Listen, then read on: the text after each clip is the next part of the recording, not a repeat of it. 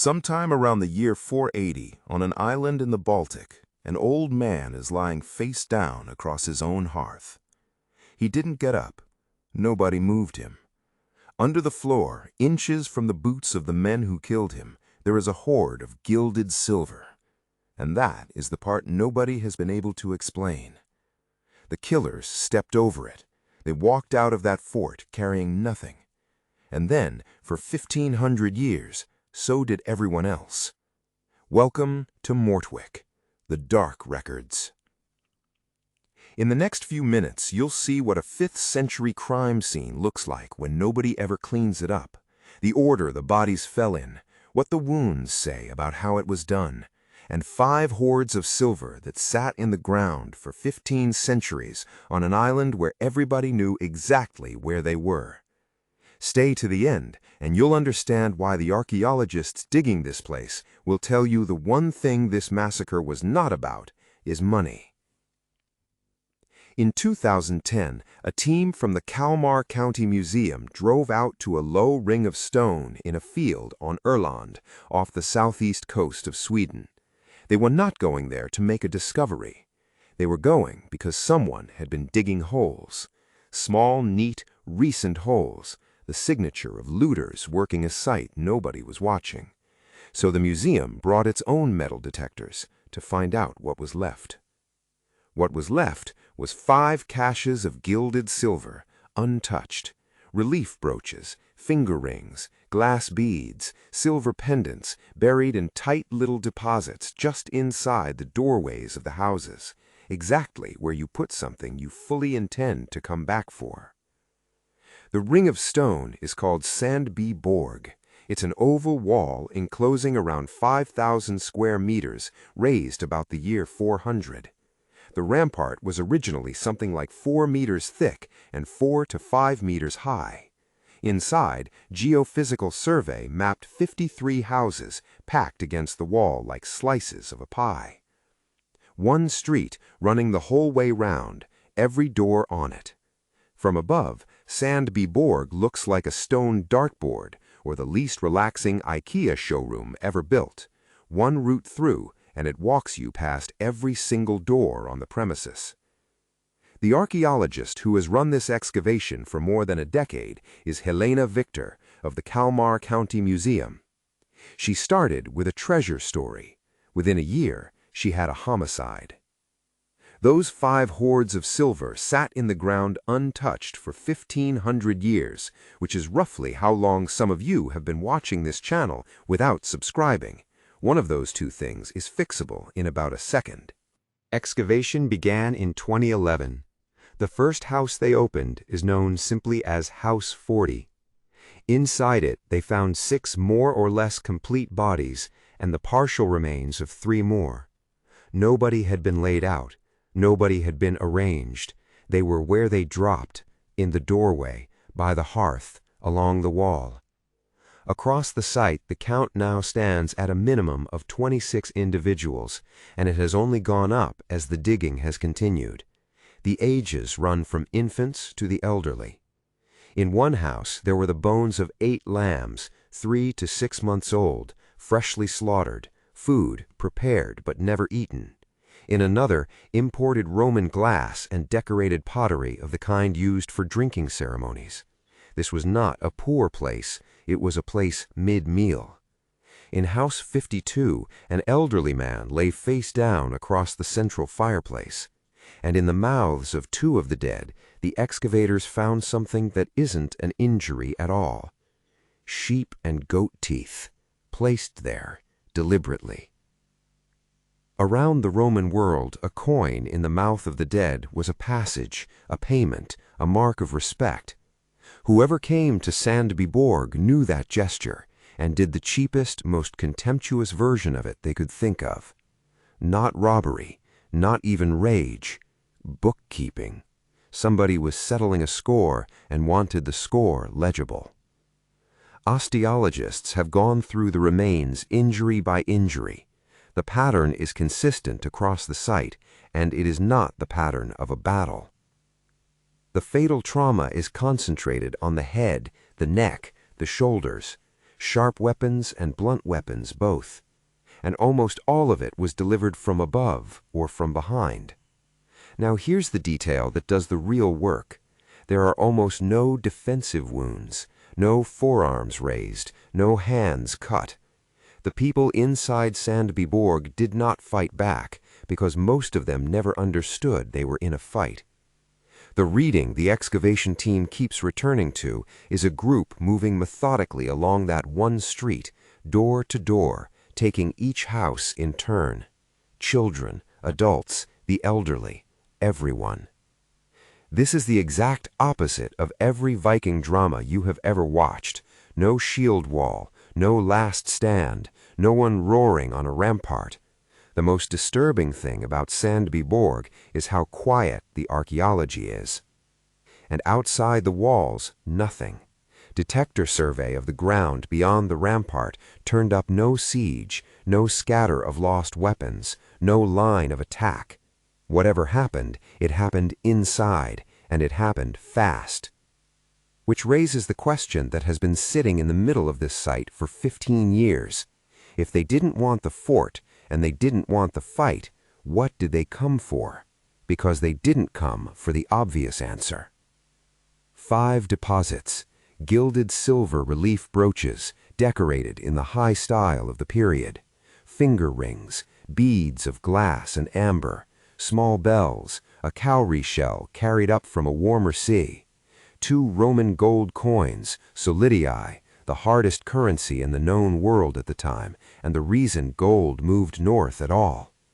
Every one of them was buried just inside a doorway, shallow, findable.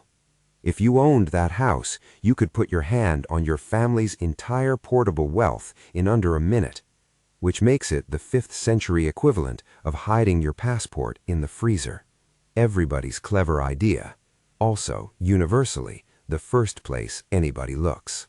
The people who killed everyone in this fort walked over that silver, repeatedly, in every house they entered. They left it, all of it. They also left the animals.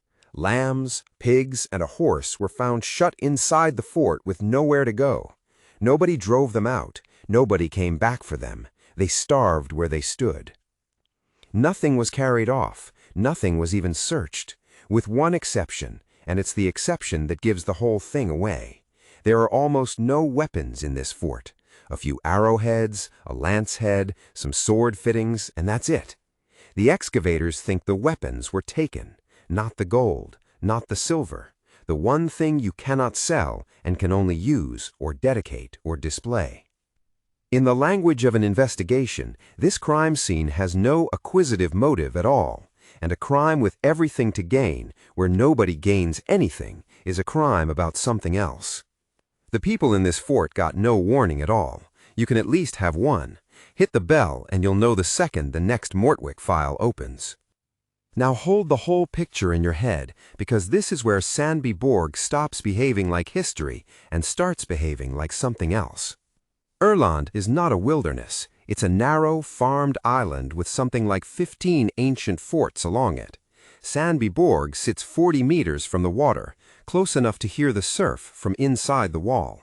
It's the only fort on the island built like that. Everyone on Irland knew this place. Many of them were probably related to the people inside it. And after the attack, not one of them went in. Nobody buried the dead.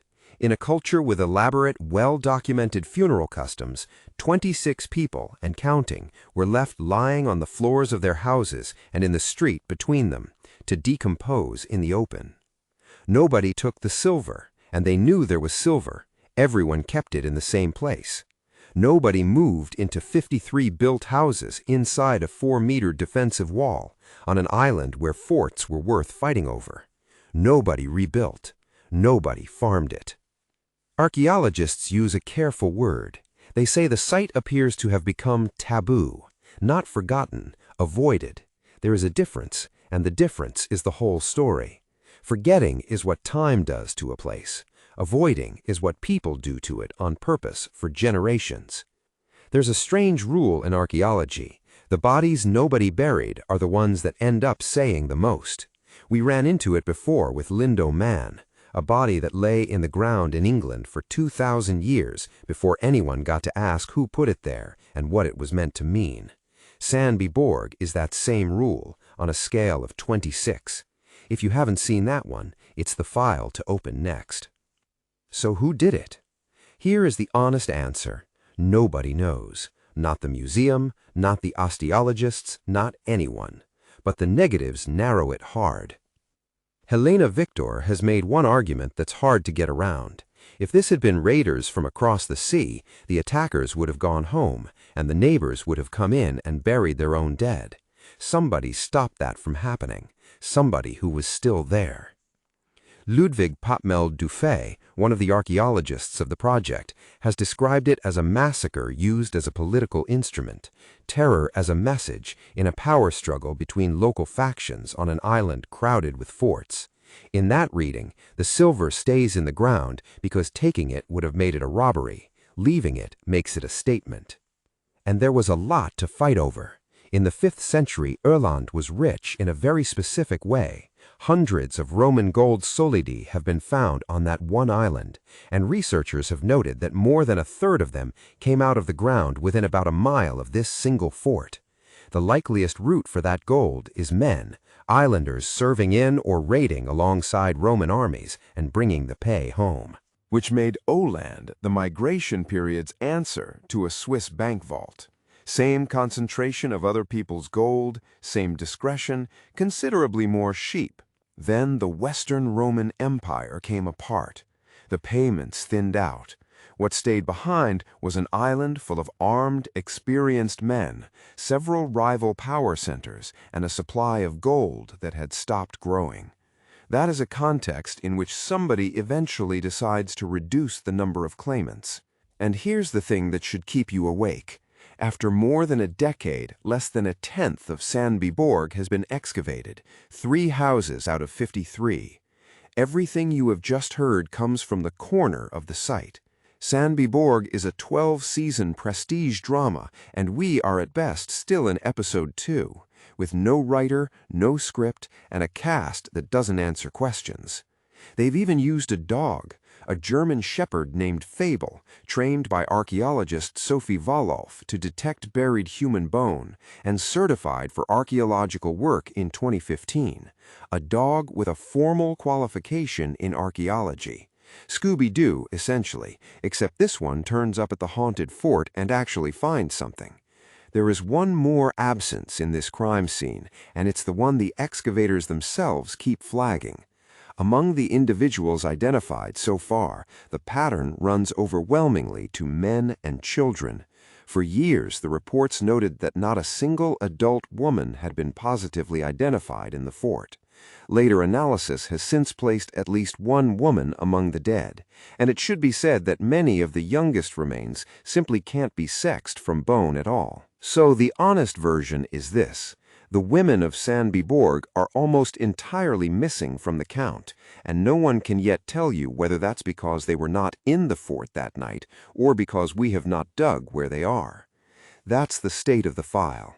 A fort of 53 houses, at least 26 dead and counting, no defensive wounds, no siege, no loot taken, nothing but the weapons, no burials, no survivor's account, no reoccupation. If a story like this is your kind of file, subscribe. The records open again shortly, and the 2 on screen now are the ones most people go to next. If you want the smallest theory that fits everything on the table, it's this, and it is a reading, not a fact. Whoever came through those gates around the year 480 did not want the fort, or the silver, or the animals, or the land. They wanted the place left exactly as they made it, and they wanted everyone on that island to look at it and understand why. 1,500 years of people walking past a field of gold they refused to touch. Whoever they were, that's the one thing they got.